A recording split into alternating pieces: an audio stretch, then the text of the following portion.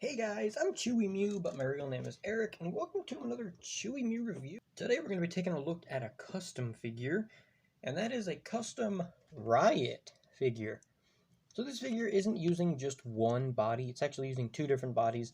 This is from using a Superman body. If I can find a picture of it, I'll put it on screen. And these arms are from an Abomination from the Incredible Hulk movie, because both these figures, like I said in a previous video, a lot of my toys melted in the garage inside a box. A lot of them melted, and I saved whatever I could, and what happened to be saved was some of the Abomination figure and some of this Superman figure, and this head is from a... I don't remember where this head is from, but it's like a Venom-themed looking head, so I popped it on here. Unfortunately, it is super glued, so it doesn't have articulation, neither does this or this joint here. It has low articulation, but I think it came out pretty good. Also, Riot is like the huge, big symbiote, so having huge arms to me looked good. And I tried making it close to like how the comics look. In the comics, he does look kind of more bluish and like a bluish color. Come on, focus camera. Let's take a look at the face. I'm going to move the arms down. Take a look at the face. So I tried making it close to the comics rather than like the Venom movie. And there's the face. So the face, if we move the camera down, the face, you can see the eyes. I painted over the eyes. The mouth, I left it orange. The teeth are kind of whitish. There's some black there. And some like a grayish color. It's really hard to tell his color. It looks kind of like almost blackish, but it's kind of like a brown, silvery kind of looking color. The arms, I will say about what's it called? I can't remember the name. This Abomination, it had an awesome sculpt to it. I wish it didn't get ruined because I would have reviewed it. But the arms here, you can see they have a lot of detail, a lot of sculpting. Like they sculpted all the veins and a bunch of like the muscles, a lot of grooves. Because, you know, he didn't look anything like the comics in that movie, but he looked pretty good, I think. Also, I think he's missing a finger. Yeah, I think he's missing the index finger. Looks kind of like he's kind of having like the gun hand kind of. But you can see there's some green paint bleeding through it just because painting these kind of things, it's so hard to keep things without coming off. You can see some more blue in the knees from the Superman figure. When you bend the ankles, you can see some more red in there. It's so hard to paint these things and not have paint chipping or paint wearing.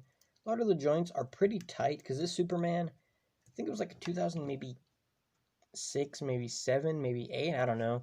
It was around close to the same time as Spider-Man 3. There's some like paint coming off there.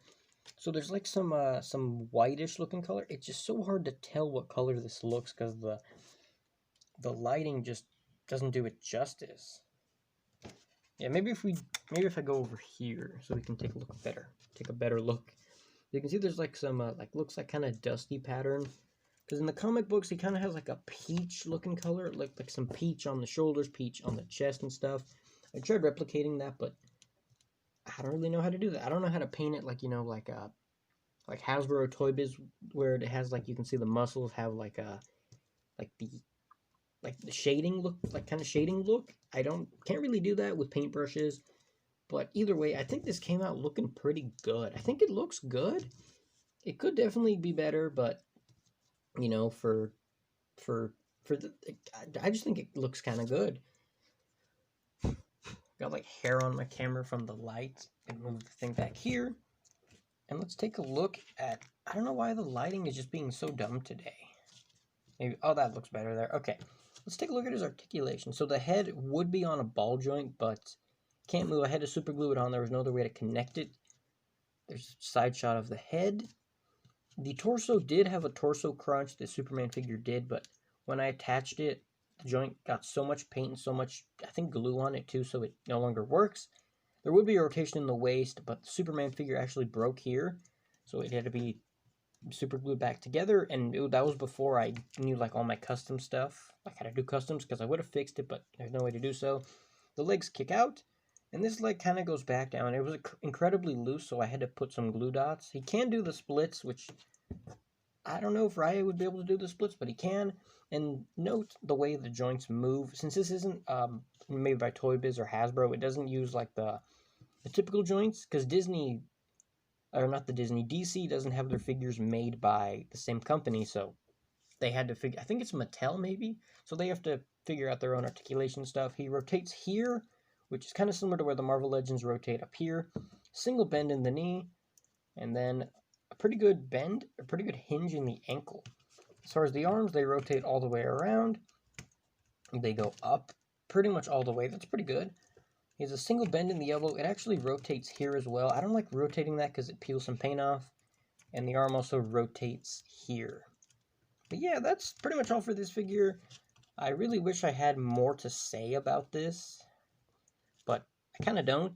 Basically just took all the stuff together, put all the body pieces, painted stuff here and there, until eventually got this figure. I just don't remember which head this came from, but I'll put a picture of what I used for the arms, what I used for the body, and if I remember, I'll put what I used for the head. But yeah, that's pretty much going to be all for this review. Let me know what you think about this figure. Let me know what you think about, I guess, the Venom movie. Let me know what you think about the Venom movie. I thought it was pretty good. I think it's good, and what I'm going to say is going to be risky, but I think the Venom movie is actually better than Far From Home and Homecoming. That's risky to say, but, you know, I'm sticking to it. But if you like this video, you know, leave a like, subscribe if you want to see more customs and more reviews and stuff. Like, I might do more goofy reviews like that piece of cheese review. But I will see you guys in the next video. Wow.